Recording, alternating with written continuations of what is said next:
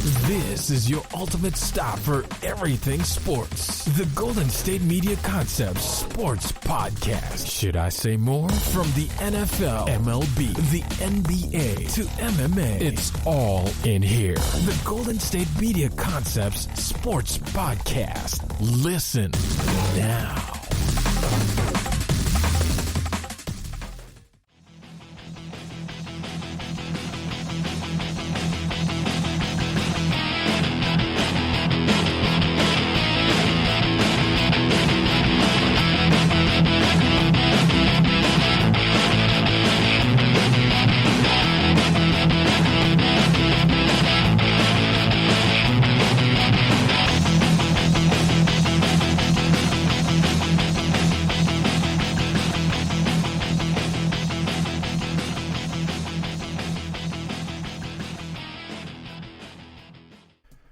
Thank you for tuning in to the GSMC Sports Podcast, brought to you by the GSMC Podcast Network. I am your host, Nebyat, and I hope wherever you are, I hope you and your family and friends are safe during this pandemic, and I hope you guys are also having great weather. At the moment right now, I'm in Columbus, Ohio, where I was born and raised, and right now it's raining, and I've been waiting for this spring and summer weather to come around right now, but we've just been having a lot of rain lately here in the Midwest, and for the least part, Ohio. From there, we have some exciting topics to bring to you guys. I'm going to be talking about the European Champions League. The finals now set for May 29th at 3 p.m. between Manchester City and Chelsea. That's going to be my first topic I'm going to bring to you guys. I'm also going to be talking about the Logan Paul versus Floyd Mayweather fight. I know. There's been a lot of chatter about this fight. There's been a lot of stuff going on social media about this, so I wanted to kind of delve into that as well. Then also I'm going to be talking about Friday's NBA games. You have a full slate of games right now, and some of these games can be the difference of a 6 seed or a 7 seed, or being in the playoffs or out of the playoffs, or being in the playoff playing tournament or out of the playing tournament. So I'm going to bring that to you. And then finally, at the end of the podcast, I'm going to be predicting division winners in the NFL for next season. You have 4 divisions for each conference, 8 divisions total. And a whole lot of teams to talk about here. With the draft finally over, I thought this would be an exciting topic to bring to you folks. We're going to be talking about how some teams really improved in the draft and where they stand and whatnot, and how the playoff system is going to look with the division winners. So let's get right into the podcast with the Champions League. The UEFA Champions League is now set.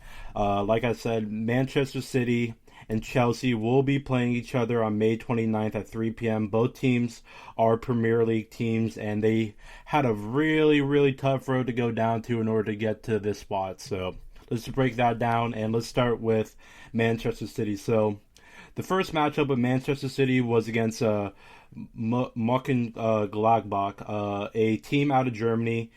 They won their first matchup 2-0. That was about 2 months ago. Goals went to Bernardo Silva in the 29th minute and Gabriel Jesus in the 65th minute. And then the second game, they played, and Manchester City won, obviously. They won 2-0. That was about a month ago. Kevin De Bruyne scored a goal in the 12th minute, and Ilkay Gundogan scored in the 18th minute. So with this, Manchester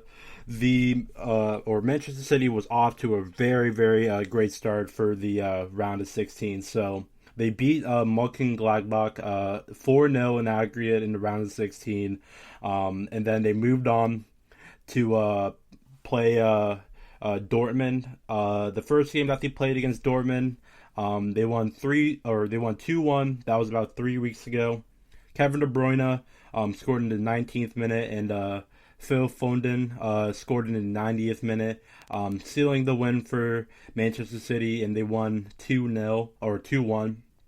And then the second game comes around, and They win 2-1. Riyad Ramirez scored in the 55th minute off of a penalty. There was a handball situation. The referee and instant replay got reviewed, and it was a handball, and they were able to capitalize off of that. And then to put more insult to injury, Phil Foden scored in the 75th minute, pretty much nailing the nail in the coffin and putting Manchester City in the semifinal. So with that, Manchester City went on and played PSG. Their first game was a competitive game nonetheless, but Manchester City was able to pull off the win, and they won 2-1. That was about a week ago. And then the goals went to Kevin De Bruyne in the 64th minute, and Riyad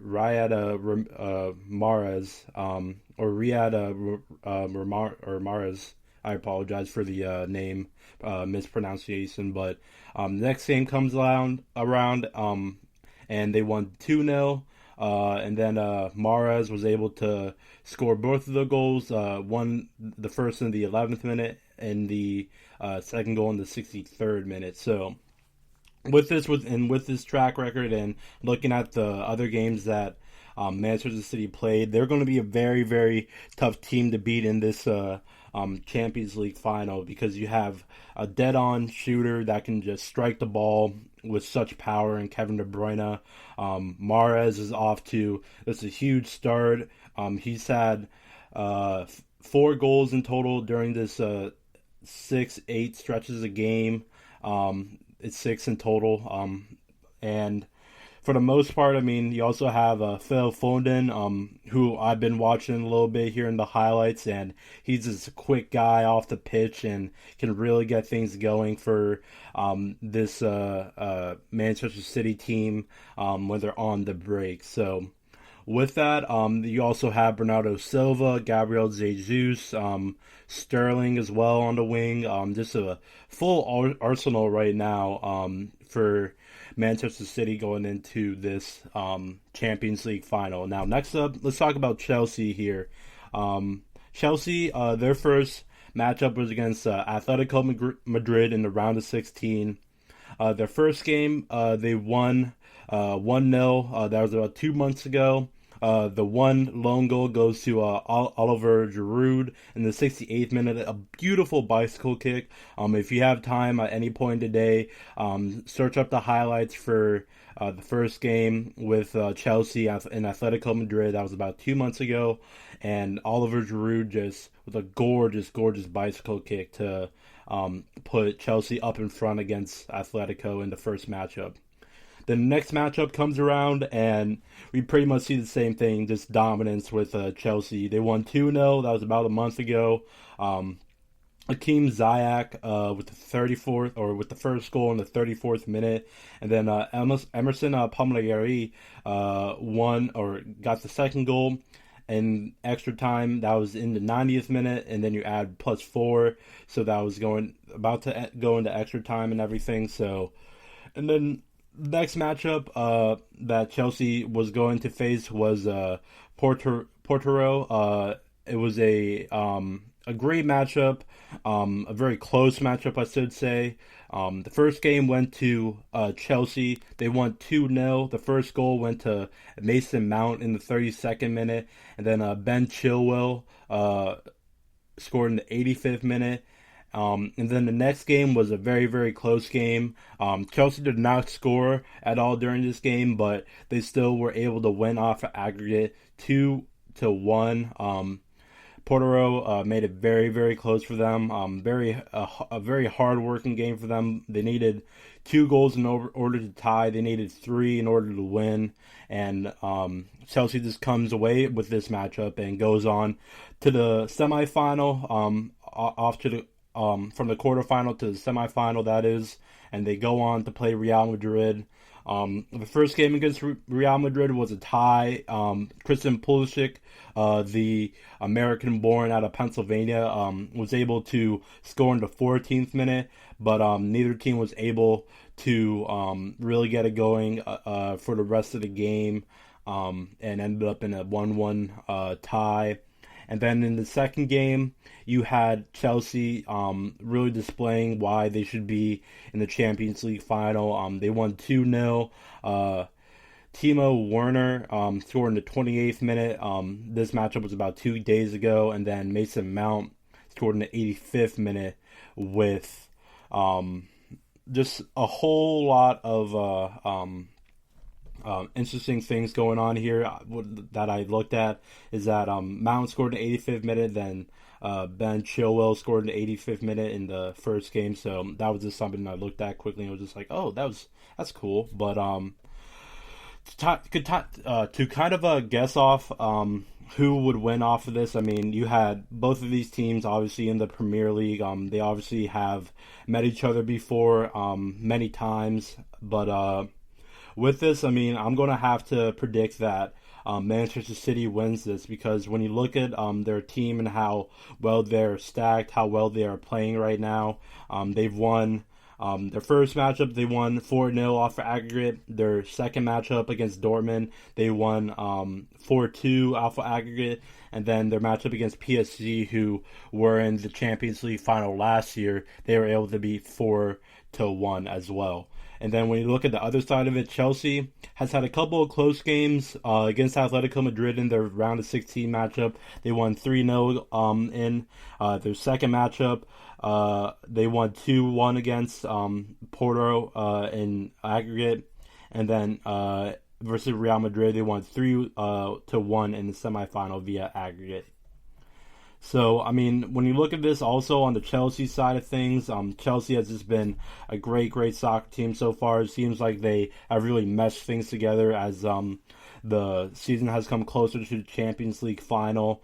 You talk about guys like Giroud, Palmieri, got things started early for them. Also, Hakeem Ziyech as well scored a goal for them in the first matchup. And then when you look at the Porto matchup, Mount was able to score. Ben Chilwell was able to score. That second game was a close game and was their closest game so far. And their only loss on the games that they played from the round of 16 all the way up to the semifinal. And then when you look at the semifinal, obviously Christian Pulisic is a guy you have to mention. And then Timo Werner and Mason Mount as well got things going. So with this, like I said, I think Manchester City is able to win this matchup just based off of their arsenal players like De Bruyne, Sterling, Gabriel Jesus. You also have Bernardo Silva, Sterling and company. But when you look at this and you look at how Manchester City and Chelsea really got to this point, I mean, it's really been just them and how well and how consistent they have been playing as of late. So when you look at their record and what losses they had and what good wins they've had, I look at their record right now and I see that they beat a PSG earlier in the season 2-1 in full time. They were able to beat Patricia Dortmund 2-1.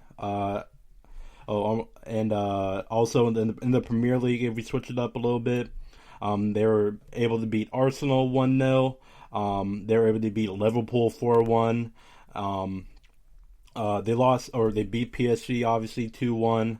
And just a great squad that they got in general. But when you look at this and you go to the Chelsea side of things, obviously the one player that you have to worry about is Christian Pulisic. Pulisic is being one of those guys that is a guy that you just have to appreciate in his game. He can do everything for them. And for the most part, I think he's their best player on the team, no doubt. But with that, he's going to have their hands full, that is, against a stacked Manchester City team. But when I look at their record and their performance, for the most part, I mean, they were able to beat a Tottenham team 1-0 in full time. They were able to beat a Newcastle team 2-0 in full time. They beat Atletico Madrid earlier in the season 1-0. They beat Liverpool 1-0, they're able to beat Manchester City 1-0. That was a while ago. Hakeem Ziyech had the one lone goal in that game. So with that, I mean, the one thing that Chelsea can't do is that they can't come out and they can't underestimate how great this Chelsea team is, because this Chelsea team doesn't have, players that you kind of recognize right off the bat as like big names in soccer other than Pulisic, for example. But this team is gritty. They can get it done. I 100% think that they could come out of this with the Champions League trophy. But at the same time, I just look at this Manchester City team and how well they've been playing and how dominant they've been with just everyone that they've had. If Manchester City doesn't win this, then I think it might be a pretty big choke or blunder, so to say. The last 5 games for them, Manchester City, that is, they beat PSG 2-0. They beat Crystal Palace 2-0 as well. They beat PSG again 2-1. They beat Tottenham 1-0.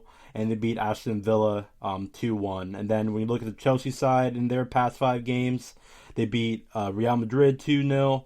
They beat Fulham 2-0. They drawed with Real Madrid 1-1. They beat West Ham United 1-0, and then they drew versus Brighton 0-0. And then when you look at the stats and everything, total goals goes in favor of Manchester City, 71-53. Goals against, it goes to Chelsea, 31-24. Goal difference, Manchester City, 47-22. And then assists, that goes to Manchester City as well, 45-35. Now you look at their head-to-head record in their last 5 games. Chelsea won 1-0. Manchester City won 3-1. Chelsea after that won 2-1. And then Chelsea lost to Manchester City 2-1, and then their 5th game they won 0-0. The game that Manchester City won 3-1, that was in January of 2021, and the 1-0 win for Chelsea was on April 17th, 2021, and that competition was a English FA Cup, and then the past 3 matchups after that were English Premier League matchups, and then the 5th matchup and the last matchup was a English Carabao Cup competition. So all in all, like I said, Chelsea, Manchester City, May 29th, 3 p.m. Eastern, that is. I just want to make sure I get the time range right.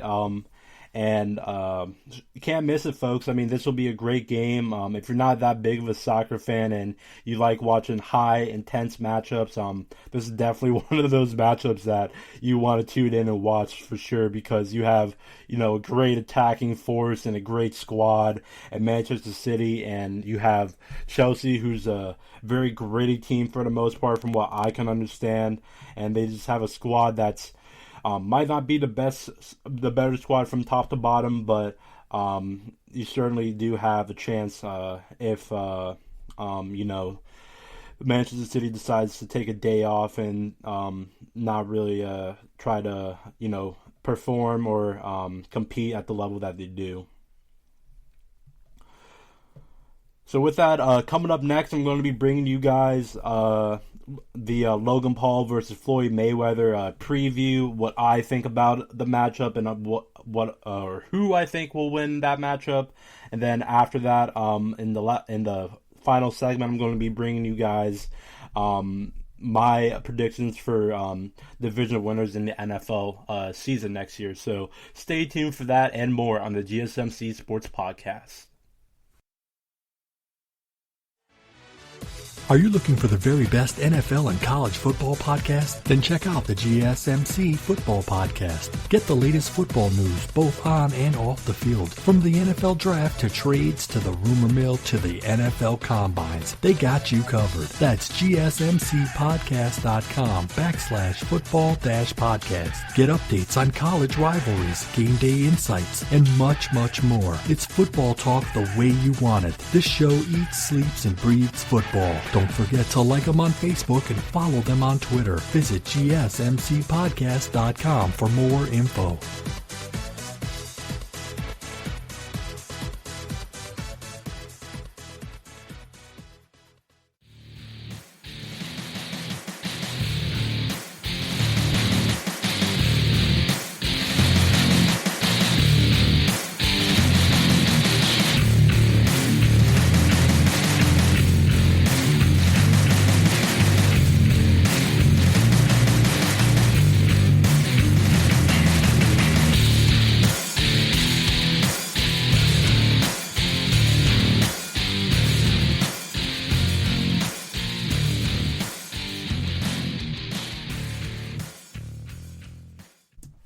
Hello and welcome back to the GSMC Sports Podcast. I am your host, Nebyat, and thank you for sticking with me here on the podcast. I just got done talking about the UEFA Champions League final.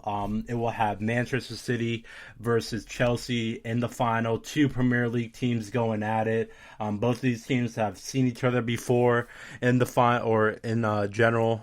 Their past 5 matchups have been pretty competitive, close matchups. So this one is for all the marbles. So it will be interesting nonetheless. My prediction of it is that Manchester City will win. I just think that their squad is a better squad in general from top to bottom.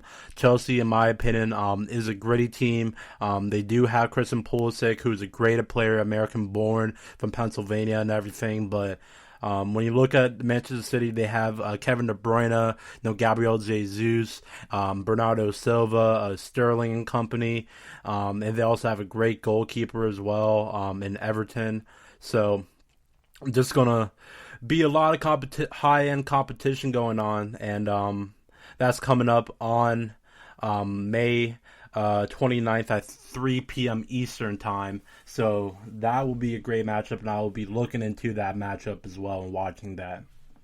But without further ado, let's get into the next topic here. It is the Logan Paul versus Floyd Mayweather fight. And if you're a boxing fan, if you're a fighting fan, UFC in general, I know that this fight sounds kind of cringy and everything with obviously Logan Paul and his brother Jake Paul, creating so much attention in just the fighting world in general. They have been boxing, but for the most part, it's been a pretty crazy ride for these brothers in arms, going from basically Vine artists, which was a early social media app way back when. I feel like that was when I was in high school. It was still a thing, but they got rid of it just because it was just, I don't know, toxic, I guess, and just too much going on. It was a lot of stuff going on in the Vine community. But now they've moved their attention towards YouTube, and now current day they have their own like boxing performances and everything. And now Logan Paul going against Floyd Mayweather, the best boxer in the world. What a turn of events! But the fight will be on June 6th at a Hard Rock Stadium in Miami. If you look at these fighters' last fights, Logan Paul lost his last fight and his only fight to famous English YouTuber KSI. The two fighters sold out an arena. I feel like that was in LA. And Logan lost that fight due to judge's decision. And then when you look at Floyd Mayweather and his last fight was against Conor McGregor on August of 2017. Mayweather defeated McGregor via TKO in the 10th round. However, Mayweather did take part in an exhibition in Japan in December 2018. That was against McGregor, but just to put some context to the last official fight Mayweather had, that was against Conor McGregor on August 17th. Obviously Mayweather did have a part in the exhibition in Japan, but that wasn't really much all in all. But with that, let's get into the statistics of this matchup. Let's start with Logan Paul first. Logan Paul, age 26, he's 6'2", 189, 76-inch reach. You look at Floyd's side, he's before that, Logan Paul, his record 0-1. Floyd Mayweather, 44 years of age, 50 or 5'8", 150 pounds, and a 72-inch reach. So with this, when I look at these two matchups right now, and obviously Floyd's 50-0 if you didn't know, when I look at these two guys' height, weight, reach, and everything, their age, their record, I 100% think that Floyd Mayweather will win this matchup, no doubt about it. Now let's slow down for a little bit and let's review this. So the reason why I think that Floyd Mayweather will win this fight is just because that the last fight and the only fight that Logan Paul had was against a YouTuber by the name of KSI, an English YouTuber that is, who also had no fighting experience as well. And if you're going against someone who has no fighting experience and you don't really have any fighting experience as well, and you lost that fight, I mean, I don't know. And then your next fight is against the best boxer in the world who's 50-0. I mean, there has to be some sense of logic in this. And I know that some people will use this logic and will say, oh, why don't you just look at Logan Paul and how he's just so big and everything. Well, when Mayweather faced Conor McGregor, I feel like there were some people that said, oh, McGregor's younger, so he's obviously going to win. He's obviously the better fighter. You know, he trained in the UFC and everything. But with that, McGregor was facing a whole nother sport in boxing. You know, there are a lot more rounds, you know, a lot more punches that can be thrown. You can't kick or anything, so that was also a downplay for him, going from boxing or going from the UFC to boxing. And with that, I mean, Floyd was also aware that McGregor was also tired. Floyd has excellent conditioning, excellent pace in a fight, and that's one thing that I'm going to be looking at a Logan and say, okay, well, can he stay with Floyd Mayweather? Can he keep pace with Floyd Mayweather? Even though Floyd's 44 years old and you're 26, Floyd has never lost a fight in his life. And his last fight was against probably the baddest man on the planet, one of the baddest mans on the planet, and Conor McGregor. Now, with this, and you look at why they're fighting, this is obviously for the money. You know, it's like Dana White said in the UFC after the title bouts with Masvidal and Usman and company. He said that that these guys won't ever, basically saying the Pauls will never come over to the UFC and have a whole nother sport like this. It's so much different than boxing. It's 100, like, boxing is just two guys throwing punches at each other. UFC is a fighting sport all in all. Like, you can punch, you can kick, you know, you can make someone submit to you. Anything can happen in that ring. And we saw with the last matchup with Ian Weidman, someone can break a bone pretty easily, man. And oh my god, I highly suggest not watching that highlight or anything. It's very, very gruesome, very explicit. And with that, let's look at the total revenues of the Mayweather and McGregor fight. So when we look at the total revenues, there were 4.3 million pay-per-view buys for this Mayweather fight. And then total revenue topped over $550 million. So with that, and what I think about this matchup, I don't think that this matchup will be bigger than the Mayweather-McGregor fight, just because I feel like so many people are just saying that Mayweather is the better fighter, all in all. Everyone knew that. I feel like some people knew that. The smart people knew that in the last matchup with Floyd and Conor McGregor. Just knowing how Floyd works and everything, and how he prepares for fights and how serious he is for fights. I mean, if you're 50-0 or you're undefeated in what number ever, I don't care if you're 2-0, I don't care if you're 50-0, I don't care if you're 100-0, man. The next matchup you go into, you are looking to win that matchup without a doubt. And you're trying to win that matchup with ease. With this matchup, I think that Floyd Mayweather is trying to win this matchup with ease. I think that Logan Paul and his brother Jake Paul, recently Jake Paul was caught trying to steal Floyd Mayweather's hat. Out of all the childish things you can do to a fighter, that's what you do. And then it was seen later that Jake Paul was all messed up and everything. He had a bruised eye, I think. His shirt was ripped and everything, and it just shows that the Pauls are just, a little kid in a big man's body, so to say. And they're just here just for the attention and everything. They're here just so people like me can talk about them and predict whether or not they're going to win their next fight or not, whether it's against a good opponent or a great opponent like Floyd Mayweather. It's still going to be watched no matter what. Is it going to be bigger? Is this fight going to be bigger than the Mayweather-McGregor fight? Like I said, I don't think so. I just can't see 4.3 million pay-per-view buys all in all. Because when you look at this, I feel like some people think that Jake Paul and Logan Paul are really a joke, so to say, in the fighting community. I've seen multiple interviews with multiple UFC fighters saying that they will either go to the boxing ring or they will go to, or they'll stay in the UFC ring to fight Jake Paul, that is. I haven't seen Logan's name brought up too much in the department, but a lot of people have talked about fighting Jake Paul just for, the fun of it. And I feel like most people think that these guys are just here to just play around, try to get everyone's attention, everyone's money for the most part. My personal opinion of this, I will not be watching this fight whatsoever, just because I think that Mayweather is just going to win this fight. It will probably be, if Logan wins this, it will probably be the biggest upset, I think, in sports history, in my opinion, because you have a kid who's only fought once.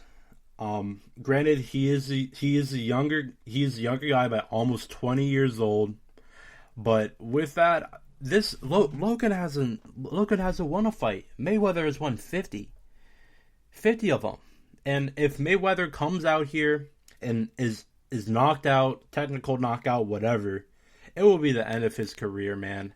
It will be it for him, because when you have that big of a track record and that big of a following in the sports community or just in general, and you lose something big like a fight like this, it's tough to come back from it. And I know for a fact if this matchup goes in Paul's favor and Paul wins this, then Mayweather's 100% going to be looking for a rematch and trying to be looking for more money.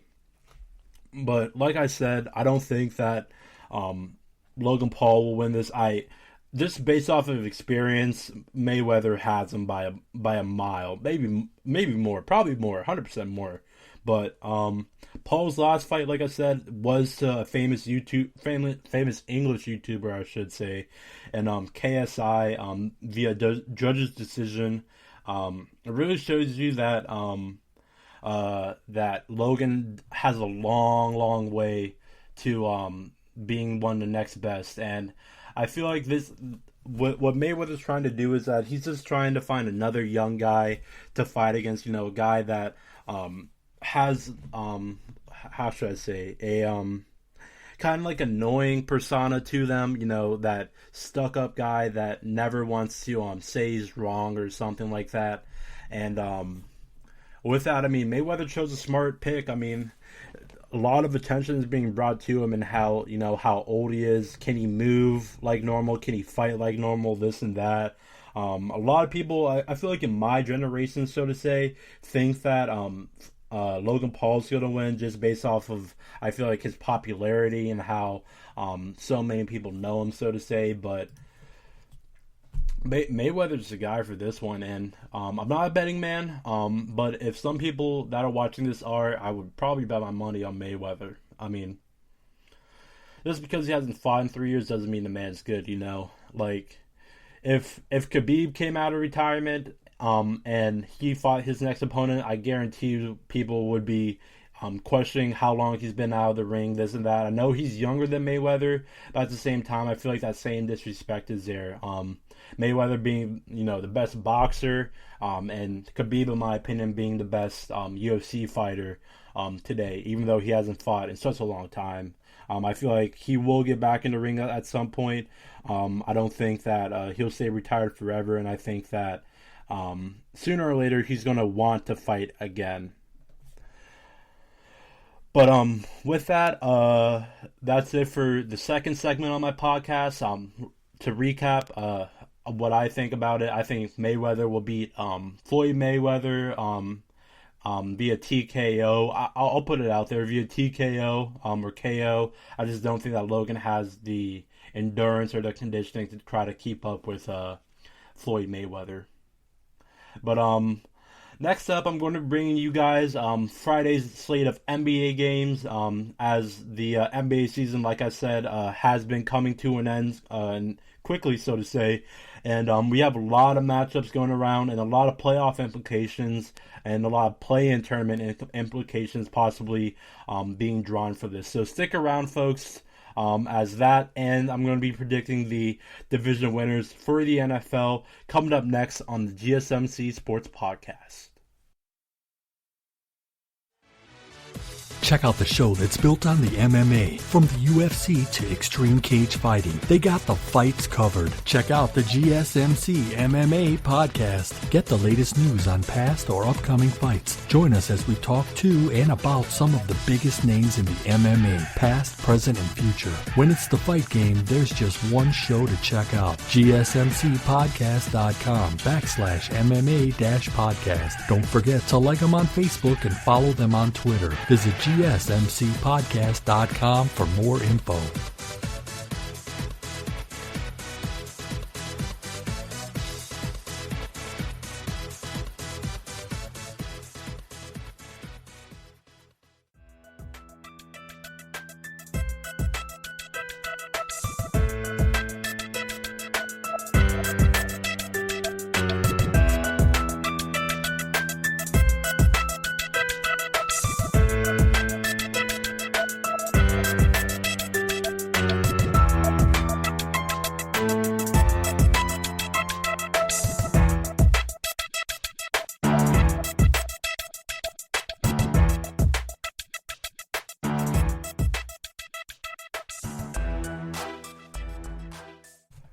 Hello and welcome back to the GSMC Sports Podcast. I'm your host, Nebyat, and we are at the third segment of today's podcast. I just want to take a moment and thank you guys for still keeping with me here on this podcast.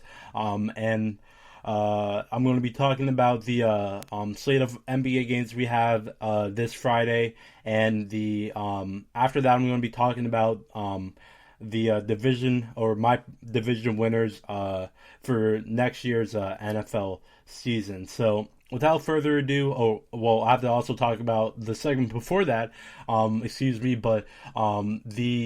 Logan Paul Floyd Mayweather fight is set for June 6th at Hard Rock Stadium in Miami. Floyd Mayweather being 44 years old, Logan Paul being 26 years old. Should be an interesting fight, nevertheless. I'm not sure if I'm going to watch this one because I just think that Mayweather is going to be the better fighter in this, and I think he's going to walk away without ease. Logan has only fought one time, so that's why I really say that he doesn't really stand a chance against someone who's 50-0. So with that, June 6th at Hard Rock Stadium in Miami, Logan Paul versus Floyd Mayweather. Should be an interesting one. But without further ado, let's get into Friday's slate of NBA games. Now, let's start with the first game up, and that is Minnesota versus Miami. Now, let's go to the NBA standings real quick. Like I said, big play-in implications, big playoff implications for all these matchups. And starting with Miami, Miami is 7th overall in the East. They are in the play-in tournament. They have a tied record with the Boston Celtics at 35-31, but Boston does hold a tiebreaker in that. But with this, in this matchup with the Timberwolves, one interesting fact that I saw about this matchup, just between Minnesota and Miami, Minnesota going to Miami, that is, the Miami Heat haven't beaten the Timberwolves in the Jimmy Butler era. So, will that change tonight? As a Miami Heat fan, I am going to say hopefully, probably, but at the same time, that stat does kind of scare me, in a sense. I'm happy that we do have the game at home on our floor. I believe that our roster is going to be healthy.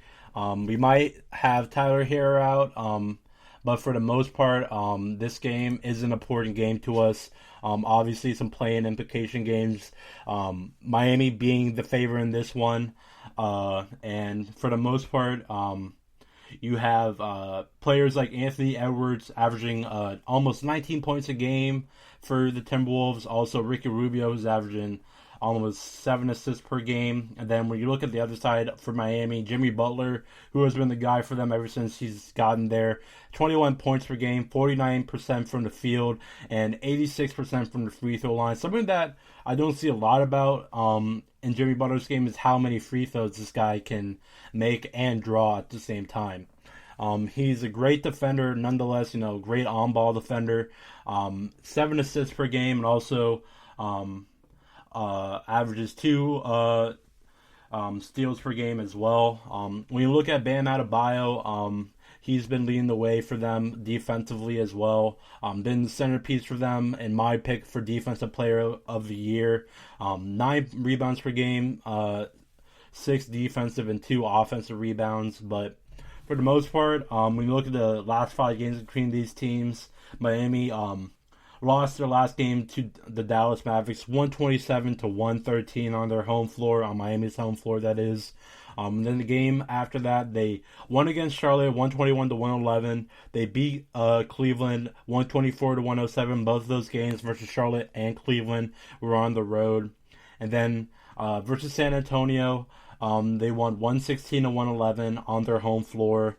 And then Miami versus Chicago, they lost 110-102. Then when you look at the other side, for the Timberwolves at least, they're obviously looking towards the draft. Like I said, if they do have a top 3 pick, then that pick will go to the Golden State Warriors because of the D'Angelo Russell trade and him going from Golden State to the Timberwolves. So depending on that, we'll see how the Timberwolves really go out for this game. But Jaden McDaniels, their power forward, is out for this game. Also, Victor Oladipo from Miami is also out. Timberwolves have won, or in the last 5 games, they're 3-2. Their 2 losses were against Memphis, 139-135, and then their second loss was against New Orleans, 104-136 in overtime. So far, the Timberwolves have had the last 5 games were really competitive games for the most part. In this stretch, they beat Dallas, or they beat Utah, beat Houston, beat Golden State, but lost to New Orleans and Memphis in some close games. So with this, I think that Miami wins this one. I think that they know what's at stake here. Not wanting to be in the play-in tournament. Nonetheless, if Miami does get into the play-in tournament, this is one team that I do not want to play. If the Charlotte Hornets, the Indiana Pacers, the Washington Wizards, the Chicago Bulls, or the Toronto Raptors, because at the end of the day, you're going against Jimmy Butler, you're going against Bam Adebayo, and you're going against a great coach in Eric Spoelstra. And all they have to do is just win one game. And in a one-game winner-takes-all basically scenario. The team who wins this matchup will get the 7th seed automatically. And with that, I mean, it's going to be tough for any team to try to beat Miami in just a one-game winner-takes-all situation. Now, next up, in the next game, and the first game on slate, the Miami versus Minnesota game, I said would be the first game of the year, or the first game of the season, or, oh my god, the first game of the Friday night. This game will be at 8 p.m., but the New Orleans versus Philadelphia game will be the first game being played on Friday. New Orleans without Zion Williamson. Obviously, the 76ers first in the East and are trying to keep that number one overall seed. Brooklyn, 2.5 games behind them. So if the Sixers are able to lose this one, I'm sure a lot of Nets fans would be happy about it. And the Nets are not playing tonight, I believe. Yes, they are not playing tonight. So this will be interesting to see if the Sixers would lose this one. But without Zion Williamson, it's definitely going to be a hard one. And also they're going to have the Pelicans, that is, they're going to have Brandon Ingram out, obviously Zion Williamson. They're also going to have Steven Adams and Nickeil Alexander-Walker out for them. So really not too much to work with the Pelicans going into this game. But if you look at the 76ers injuries, Furkan Korkmaz will be out, and Joel Embiid is day-to-day, so we'll see. That might be a game-time decision for him. But for the most part, the Sixers should obviously win this game. Not really a game that you really look at and say, yeah, the Sixers might lose this one. But at the same time, it will be interesting to see if Joel Embiid will be out or not. If he is out, then the Pelicans do have a chance to win this game, but I would still have to give the dub to the 76ers because you still have a Ben Simmons, with Tobias Harris, a Seth Curry and company. They also have one of the best coaches right now in basketball in Doc Rivers, and with that, the 76ers should win this one, the first game of the day. Next up, next game, in the second game of today, you're going to have Boston at Chicago. Another play-in implication game, like I said. Boston at that 6th spot right now behind the Miami Heat. If Boston were able to lose this one at Chicago, it would be a big one for the Miami Heat. Right now, for the injury report, you have Jaylen Brown and Robert Williams out for the Boston Celtics right now. 2 starters right now. Williams was a starter, but right now Tristan Thompson has really been fulfilling that role well for the Boston Celtics. So then when you look at the Chicago Bulls, you have Troy Brown Jr., who's out as well. Now this is going to be a tough prediction because Zach LaVine is back for the Bulls. They are only a couple games out for the play-in tournament right now. Right now, they are the first team that could be in the play-in tournament right now at the 11th seed. If you know what that means, that was kind of a weird wording of it. But they're only 4.5 games behind, 4 games behind the Washington Wizards for that. So if the Chicago Bulls really wanted to get into this play-in tournament, then they got to win this game tonight, no doubt about it. Because the Boston Celtics are going to be coming into this game and saying, we do not want to lose this game. We do not want Miami to have a 1-game lead ahead of us and have that 6th overall spot and possibly Boston being out of the play-in tournament, or in the play-in tournament, that is. So with that, Boston should be the one to win this. They still have Jason Tatum, still have Kemba Walker, 2 guys who have just been balling out this year, while Jaylen Brown has been out. So with that, on to the next matchup, and the now I can say this is going to be the 4th matchup of today, and the 8 o'clock matchup, Orlando versus Charlotte, Orlando at Charlotte, that is. Orlando not really playing for anything right now. If they're really playing for anything, they're playing for a better chance to try to get that first overall pick.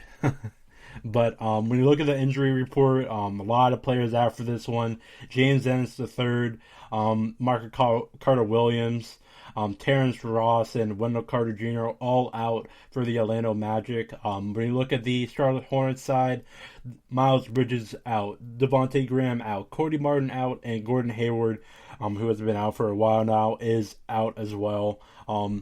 But for the Charlotte Hornet fans who are watching this, you still have a Terry Rozier, you still have a PJ Washington, you still have a LaMelo Ball and company. So you guys will be able to win this one, I think, in my opinion. It's just with the Magic and the way their season has been playing and the way injuries have been with Terrence Ross and Wendell Carter Jr. Terrence Ross has been on my fantasy team, so he's been out for a while for me. I have been pretty disappointed with how much he's been missing, but he's been injured. I do realize that. I can't put too much of the blame on him, but at the same time, you can't tell me I can't be mad. But at the same time, I think that the Charlotte Hornets will win this matchup. Charlotte obviously trying to stay in the play-in tournament right now. I don't think that they'll be able to get out of the play-in tournament because they're 3 games behind Boston and Miami right now. And also when you look at this, the Atlanta Hawks, who are playing tonight, but they're also only 1 game ahead of the Boston Celtics and the Miami Heat for that 5th overall spot. Now, Miami had that 5th overall spot last year in the NBA playoffs, and were able to go to the NBA Finals. So with that, it would be interesting because if they would play a New York Knicks team who has been balling out this season with Julius Randle and company. So that would be interesting to see how the 4, 5, 6, 7 seeds will go towards the end of this year. But with that, Charlotte should be able to beat Orlando at home. Next matchup, pretty much a no-brainer here. Milwaukee against Houston, one of the best teams in the East against the worst team in the league. Pretty much know the drill here. But this is one matchup, I kind of fell asleep on this, but just a light popped in my head. Michael Porter Jr., who unfortunately is on the injury report, dropped 50 points on this team last time, so we won't be able to see him on the floor, but that would be this would be a great game to see how the Bucks really responded from Kevin Porter Jr. Taking a 50-point game or having a 50-point game against the Milwaukee Bucks. Giannis didn't play that game, I just want to make clear, but at the same time, 50 points is 50 points. But nonetheless, I think that the Milwaukee Bucks will win this one. When you look at the injury report, Sterling Brown, Eric Gordon, Kelly Olynyk, Kevin Porter Jr., and Jae'Sean Tate all out. Kelly Olynyk, Jae'Sean Tate are day-to-day, but when you look at the other side, Giannis also day-to-day, so a lot of day-to-days on both sides, but at the same time, Bucks should win this one with ease. The next up, you have the Cleveland Cavaliers versus the Dallas Mavericks. Another clear matchup. I think that Dallas wins this one. Dallas has been hot lately. They're currently the 5th seed in the Eastern Conference. Only 1 game ahead of the Los Angeles Lakers and the Portland Trail Blazers for that 5th overall spot. And the Lakers and the Portland Trail Blazers are playing each other tonight. So the Lakers could be the 6th seed after tonight, or the Portland Trail Blazers could be the 6th seed after tonight. So that would be a game that I will be watching, and that should be an exciting matchup. And then another exciting matchup to watch for is the Denver Nuggets against the Utah Jazz. Now, with this, I'm not sure if I said my matchup versus Cleveland versus Dallas, but I think Dallas will win that matchup just quickly. But with Denver and Utah here, I think that Utah and Denver are 2 teams that are really similar right now. You look at how Denver has been playing without Jamal Murray, and you look at how the Utah Jazz have been playing without a Donovan Mitchell. It's going to be a cool matchup to watch because you have the MVP Nikola Jokic, and then you have a great defensive center in Rudy Gobert. And these teams obviously played each other in the bubble. Denver coming back from a 3-1 lead to beat the Utah Jazz. Really put a question mark on the Jazz's future. And I remember so many people were saying that the Utah Jazz weren't going to make the playoffs this year. And those people are not admitting that anymore, I can tell you that much, because the Utah Jazz are the number 1 overall seed or the number 2 overall seed right now in the NBA. But right now, when you look at the injury report, PJ Dozier, Will Barton out for the Denver Nuggets, and then for the Utah Jazz, you have Mike Conley out as well. So you're not going to have that many stars in this, but you still have your Nikola Jokic, your Michael Porter Jr., Aaron Gordon and company. And then for the Utah Jazz, you still have Rudy Gobert, Bojan Bogdanovic, Joe Ingles and company. So should be a tough matchup. But I think that the Denver Nuggets are able to take this one away. I just think that Nikola Jokic is going to be able to outperform the Defense of the Year candidate and Rudy Gobert. But this is going to be a tough matchup, definitely. And right now, when you look at the standings right now, Utah is the 1st overall seed. Denver is the 4th overall seed. Obviously, if the Utah Jazz lose this one, then the Phoenix Suns would be the number 1 overall seed in the West and number 1 overall seed just in general in the playoffs. And then when you look at the Denver Nuggets side, I mean, if they win this one, then they could be the 3 overall seed over the Clippers. But if they lose this one, not really much to panic about, because next team under you is the Dallas Mavericks, and they're 6 games behind you guys. So not much to worry about with those 2 teams in the standings, other than just seedings and technicalities and playing for the higher seed. But with that, the next matchup, New York versus Phoenix. We're going to have some really good matchups as Friday's night ends here. New York versus Phoenix. New York at Phoenix, that is. A great matchup to watch. New York being, the surprise team this year, in my opinion. No one really predicted them to be the 4th overall seed coming down to the stretch here of this NBA season. New York having a really, really tough rest of the season. Their last game was against the Denver Nuggets, which they lost 113-97 in. And then this matchup against Phoenix. Then after that, you're going to play the Clippers, the Lakers, and then you're going to play San Antonio, Charlotte, and then Boston to close out your season. So all these teams, being either playoff teams or play-in tournament teams, are going to be tough games for this New York Knicks team to play against. But at the same time, the Phoenix Suns are trying to fight for that number 1 overall spot, number 1 overall seed in the whole playoffs. And I think with that, it's going to be a close matchup, but I think that Phoenix finds a way to win this one against New York, because the last time these 2 teams met, Chris Paul was able to put a dagger in the New York Knicks winning streak. Now, next up in the second to last game of the evening, and I said it before, the Lakers versus the Portland Trail Blazers. With this matchup, LeBron James will not be playing in, and also I believe that Anthony Davis is day-to-day, so we'll see if he is able to play or not. A lot of players day-to-day on this injury report for the Lakers. Other than Anthony Davis, you have Kentavious Caldwell-Pope, who's day-to-day, Marc Gasol's day-to-day, Kyle Kuzma's day-to-day, and Alex Caruso is also day-to-day as well.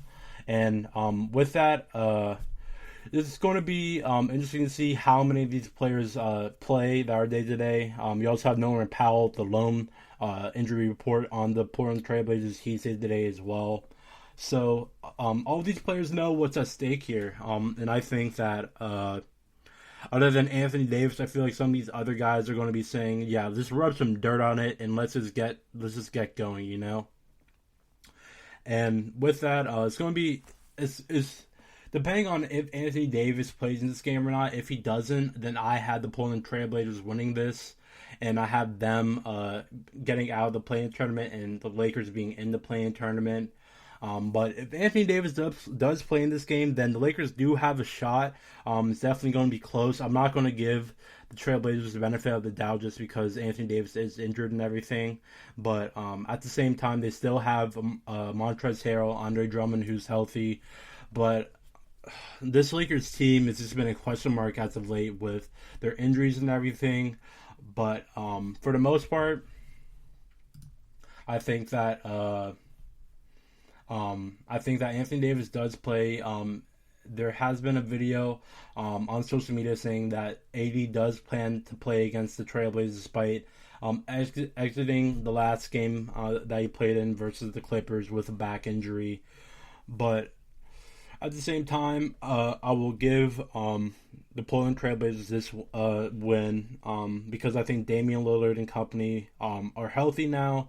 And they know what's at stake here. They don't want to be in that play-in tournament whatsoever and possibly play against Stephen Curry and company. But with that, probably the toughest matchup today and probably the most exciting matchup today by far. And then finally, the last matchup of today, not a big matchup. It's the San Antonio Spurs versus the Sacramento Kings. The Kings obviously being out of playoff contention, and Sacramento being in the play-in tournament. I think that San Antonio finds a way to win this one. Not too much to worry about for them, but if they do lose this one, then it's starting to get towards that panic side. But at the same time, I think the Spurs are able to find a way to win this one. DeMar DeRozan and company are going to be able to find a way to win this one. But as of recently, I mean, the San Antonio Spurs have been on a 5-game losing streak, starting with Miami Heat, Boston Celtics, Philadelphia 76ers, and then twice against the Utah Jazz on a back-to-back. So, been a tough way to end the season if you're a Spurs fan, and hopefully you guys are able to keep that last spot in the play-in game because, New Orleans is getting close to you guys, but they do not have Zion Williamson today against Philadelphia, so that's good news, I guess, but at the same time, anything can happen. So with that, that's going to be it for the third segment of today's podcast. With the slate of NBA games this Friday and a lot of playoff implications and play-in implications going down tonight. So we'll see how this turns out. But next up, I'm going to be talking about the NFL, and I'm going to be predicting division winners in each division. I'm going to be talking about what teams really improved after the draft and free agency and how I think they'll fare in the next season of the NFL. Stay tuned, and that will be coming up next on the GSMC Sports Podcast. Are you looking for help for your fantasy football team? Check out the GSMC Fantasy Football Podcast. Get today's best advice on who to start, who to sit, even who you should draft. From sleeper picks to red-hot lineups, they got it all covered for you. That's gsmcpodcast.com/fantasy-football-podcast. We'll cover traditional leagues, dynasty, PPR, even IDP leagues. When you need fantasy help, there's just one show to hit up. Don't forget to like them on Facebook and follow them on Twitter. Visit gsmcpodcast.com for more info.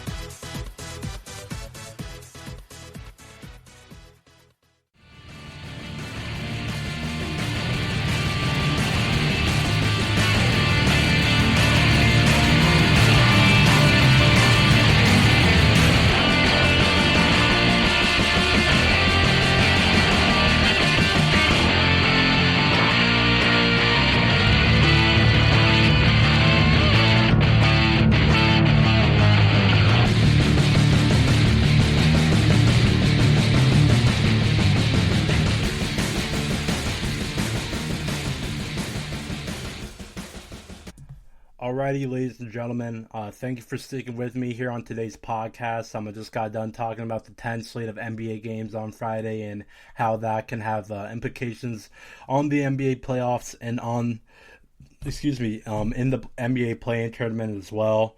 Before that, I also talked about the Floyd Mayweather fight versus Logan Paul. That fight will be on June 6th at Hard Rock Stadium in Miami. And then the first segment that I talked about was the UEFA Champions League final versus Manchester City and Chelsea. That game will be on May 29th at 3 p.m. Eastern Time. But without further ado, let's get into the last segment of today's podcast. And this will be about the NFL and my predictions on who will win each division next year. So with this, there are, if you didn't know, there are 4 total divisions per conference. There are 2 conferences and 8 total divisions all in all. Obviously, the AFC and NFC being the 2 divisions, and then you have the East, North, South, and West divisions in both conferences. Now, let's start on the AFC side of things, and let's start with the AFC East. Now, the AFC East has the Buffalo Bills, who were 13-3 last season. First in their division, obviously. The Miami Dolphins were 10-6, and second in their division last year. Didn't make the playoffs, keep in mind. And then the Patriots, 7-9 that division, third in that division. And then the New York Jets, 2-14 in that division. My prediction for this division is that I think the Bills will win it. This division, don't get me wrong, is going to be more competitive this season with the Pats, Jets, and Dolphins all adding talented players to the roster, either from free agency or from the draft. When you look at the Dolphins, they have a Jalen Waddle and company. They got some offensive linemen and some key parts in free agency. And you look at the Patriots, they got 2 of the best tight ends in free agency, and they drafted Mac Jones, who might be their future quarterback from here on out. And then obviously the New York Jets, who haven't had the didn't have the best season last year, but at the same time they do have a brand new quarterback at the helm. They have a new coach at the helm as well, and that culture for that organization is definitely changing for the better. But with this, when you look at the division, I think that this division is the Bills' division to lose, because when you look at how the Bills look on paper, Josh Allen obviously coming off of a career year last year with 4,544 total yards, 37 touchdowns, and an QBR of 82.3. I'll be looking at him closely after being number 2 in MVP voting this year, and he could be the favorite or the early favorite, I should say, to win MVP if Aaron Rodgers is not playing this year, and how that dilemma is really going. I'll be going over that once we go over the Packers division, but this team is hungry to get back to the conference championship, the Bills that is, after losing to the Chiefs last year. And on paper, I think this is obviously the best team in this division, with Josh Allen being the best quarterback in this division. Obviously, you have Stephon Diggs, who's the best receiver, Emmanuel Sanders, who they added last season, or this season from free agency, Cole Beasley as well, who's a reliable target for Josh Allen, and also you have Devin Singletary and Zach Moss as running backs for this Buffalo Bills team. All in all, two teams that could be the winners of this division are the Dolphins and the Patriots. The Dolphins, just because they had a great year last year and they only added people to their roster that they absolutely needed. They got a great pick in Jalen Waddle and a great value for him as well. At the same time, the Patriots, having Bill Belichick and company, Mac Jones, who hasn't been named a starter but could be if Cam Newton does not fulfill his role as a starter there. But for the most part, when you look at the Pats, obviously adding their 2 tight ends and Jonnu Smith and Hunter Henry to their arsenal, I think that they're going to be a team that could be an upset team or a dark horse team this season. Same thing with the Dolphins too. Now, next up, the next division is the AFC North. AFC North, obviously, one of the toughest divisions right now in football, with the Steelers, Ravens, Browns, and Bengals. Who Dey Nation, what's up? But the Steelers were 12-4 last year. The Baltimore Ravens were 11-5. The Browns were 11-5 as well. Then the Bengals were 4-11-1. Now, this was a tough choice to choose from, but I think that the Ravens will win this division. Like I said, this is one of the toughest divisions, if not the toughest division right now in football. Some other divisions that come up are the NFC East with the Washington football team, Giants, Cowboys, and Eagles. Then you also have the NFC West with the Seahawks, Rams, and Cardinals, and 49ers as well. Both those three divisions could be talked about as the toughest division in football. Either way, I think that the Ravens will win this division. All in all, when I was looking over this and I was looking on paper, which team was really the best team, I think that the Browns are really the best team on paper, so to say. You look at the Steelers and how well they played last year, and they had how many games where they went undefeated on. But at the same time, I question Big Ben's health and his play and know-it-all for the game. At the same time, his game has really changed differently as the years have gone on here. He's been getting the ball quickly out of the pocket rather than, sitting there and, maybe taking a hit or standing up to the hit and throwing the ball downfield or whatever. But with that, Juju Smith-Schuster and that wide receiver core and company have been dropping a lot of footballs in the passing game, that is. So that's another question going into this year and how well they'll really perform and company. But at the same time, I think that the Ravens will win just because I think that Lamar Jackson is the guy to get it done. And at the same time, even though Lamar doesn't have like a number one threat like a Devontae Adams, DeAndre Hopkins, a DK Metcalf and company, I think that at the same time, the defense is legit in that I think that this team has the defense to get it done 100%. Because when you look at it, obviously the Browns are the other team to look at on paper, but at the same time, there are not a lot of teams that can hold Lamar Jackson to, what he's not capable of, so to say. And with that, like the Bills, this team, the Ravens that is, has something to prove as well going to the playoffs. Last year they beat a Titans team that beat them the year prior to that on their home field. And there was a lot of rivalry going on there.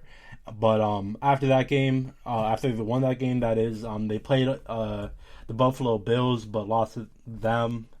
So for the most part, it's just going to be, I feel like this year is going to be the year for the Ravens to get to the conference championship. And with that, I feel like that they're going to have to go through the Browns at least twice and maybe even 3 times. Maybe they play them in the playoffs in the semifinals or the quarterfinals, for example. But like I said, tough division to choose from. The one team that I will not pick is my Bengals team. We're nowhere close to winning that division anytime soon. Maybe next year, maybe the year after that, but this year isn't really the year with Joe Burrow coming off of a gruesome knee injury. We'll see how he plays this year, but at the same time, the Bengals are in a rebuilding form.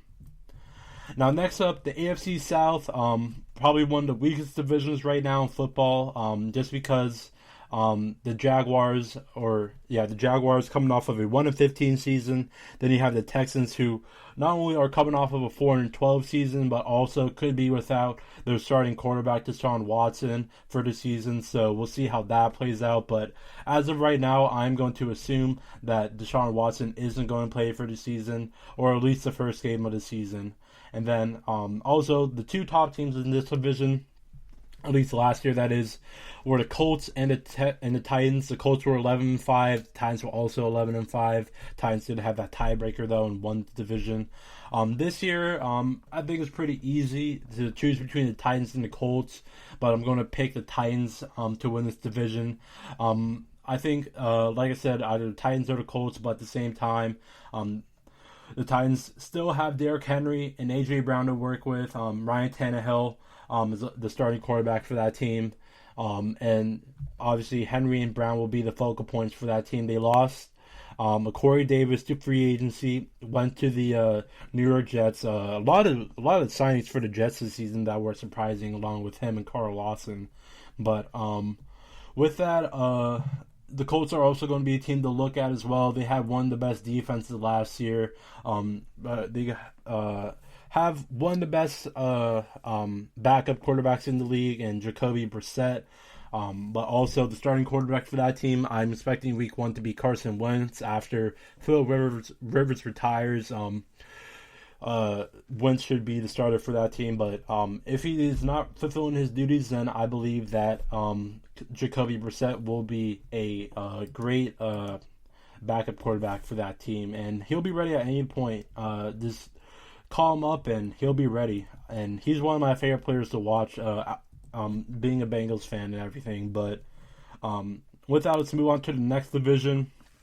No, I'm not going to spend too much time on this division because I feel like this is really a no-brainer to win this one. It is the AFC West, in our last division here in the AFC.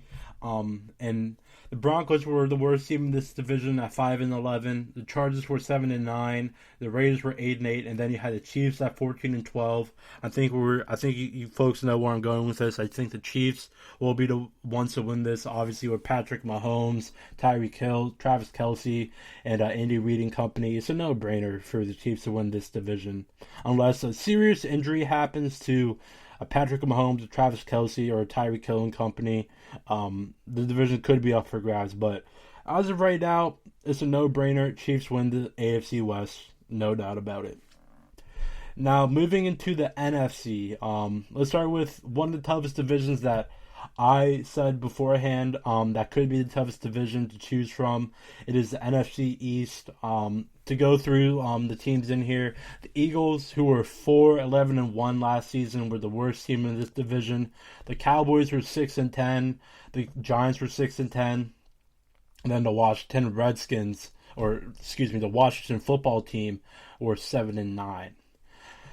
Now, this was a really tough pick to choose from just because you have new changes in the Eagles organization with Jalen Hurts. I'm going to say it again. He should be the starting quarterback, even though he hasn't been named it officially, but I am expecting him to be the starting quarterback for that team. Also, you have Devontae Smith to work with, Jalen Reagor as well. But we'll see how well that receiving core does along with that defense as well. And then you have the Cowboys, who last season lost their best quarterback to a season-ending injury. But you also have Amari Cooper, Ezekiel Elliott, who is thought about as one of the best running backs in the NFL on that team. You also have CeeDee Lamb, who's coming off of an electric rookie year. And then next up, you have the Giants. Obviously, you have Daniel Jones and company. Saquon Barkley, who's coming off of a season-ending injury last year. You also have Kenny Golladay, who signed with them as well. Then you look at Washington, and you see Antonio Gibson, and company, and their defense is pretty good. They have one of the best defensive lines out there. But at the same time, it's a tough pick between these four teams. Really, anyone could win this division, in my opinion. But I think that Dallas will win this division. It's just so tough to predict with injuries and everything, and new faces being brought around to teams. If this team is healthy, I will say with Dallas, they could do a lot more than just win their division. Now, I'm not saying that they'll win a Super Bowl or anything. Don't get me wrong. If you're a Cowboys fan, I think that you guys might be able to win a playoff game if you guys are able to stay healthy with Zeke, Amari Cooper, and CeeDee Lamb and company. But it will definitely be tough for this team to win this division, no doubt, because, like I said, a lot of new faces and a lot of new places. So we'll see how this division turns out as the year goes on. Now, next up, the next division is the NFC North. Now, this division obviously having the Packers, the Bears, Vikings, and Lions. The Lions were 5-11, Vikings were 7-9, Bears were 8-8, and Packers were 13-3. Now, I'll say this just to start this off. If the Packers do have Aaron Rodgers to start the season, then they will win this division. But if Aaron Rodgers does not play in this division, then I think all focus goes to the Bears or the Vikings. Because The Bears, obviously, having drafted Justin Fields, an electric, athletic quarterback who is looking to get out there and get his feet wet and everything. Then you have the Vikings, who obviously have, in my opinion, the best wide receiving duo in Adam Thielen and Justin Jefferson. But at the same time, you have Kirk Cousins as your quarterback, and I don't think that he's that great enough to get this division in wraps, so to say, to win this division all in all. But if I had to choose between the Bears and the Vikings, I'm probably choosing the Bears just because of their defense, their grittiness, and everything that made the playoffs last year. So I have hope that Justin Fields will be named the starter sooner or later for that team and will bring great value to that franchise and for the city. So with that, like I said, the Packers will win this division if Aaron Rodgers plays this year. If he doesn't play this year, then all focus goes to the Bears and the Vikings. But if I choose between the Bears and the Vikings, I'm choosing the Bears. And now next up in our second to last division here, the NFC South. The NFC South having the reigning champions Tampa Bay Buccaneers. But to go in this division, the Falcons were 14-12 last year, or were 4-12 last year. The Panthers were 5-11. The Bucs were 11-5, and the Saints were 12-4. Now, with this, I didn't want to say this is a no-brainer like the Chiefs division because you still have the Saints who have Alvin Kamara and Mike Thomas, but without Drew Brees, it's hard to guess what that team will be like with Sean Payton being the head coach of that team. We'll see who will be named the quarterback week one, whether it's Jameis Winston or Taysom Hill. Should be interesting, but I have the Bucs winning this division just because the Bucs brought back all of their starters from last season, from the Super Bowl winning season, that is. Their chemistry is 100% still there, talent is still there, and the hard work is definitely still there as well.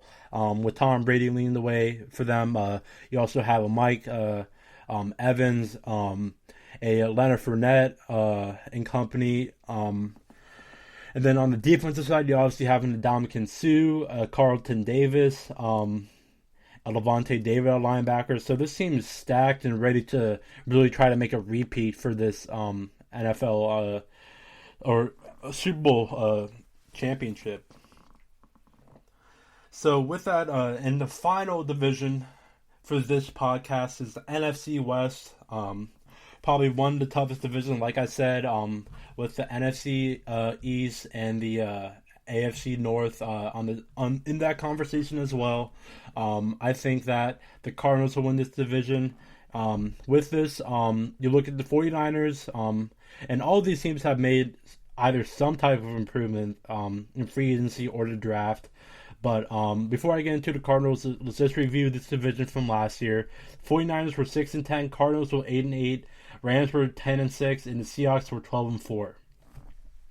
When you look at the Seahawks, obviously didn't make that big of a splash in free agency. I didn't really look at their draft, so to say. I don't think that they drafted anyone, that well known or something like that.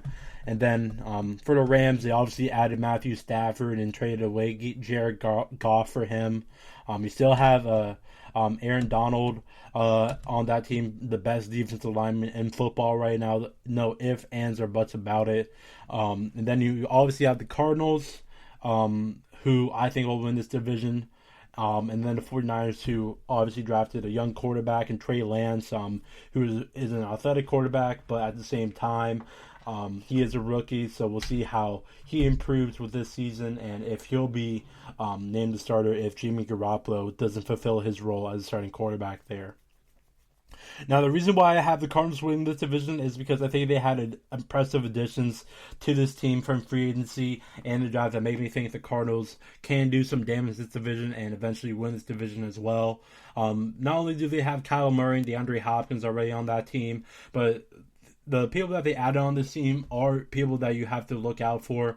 James Conner at running back, Rodney Hudson at O-line, J.J. Watt at D-end, Malcolm Butler a defensive back, Zaven Collins, linebacker who they picked in the first round, Ronald Moore, a wide receiver who they picked in the second round, and then Marco Wilson, a quarterback who they picked in the fourth round. players that are going to make a huge impact as soon as they hit the field, no doubt about it. And still a tough division, like I've been saying, to choose from. But I have faith that the Cardinals will be the ones to win this division with Kyler Murray and DeAndre Hopkins leading the way for this team.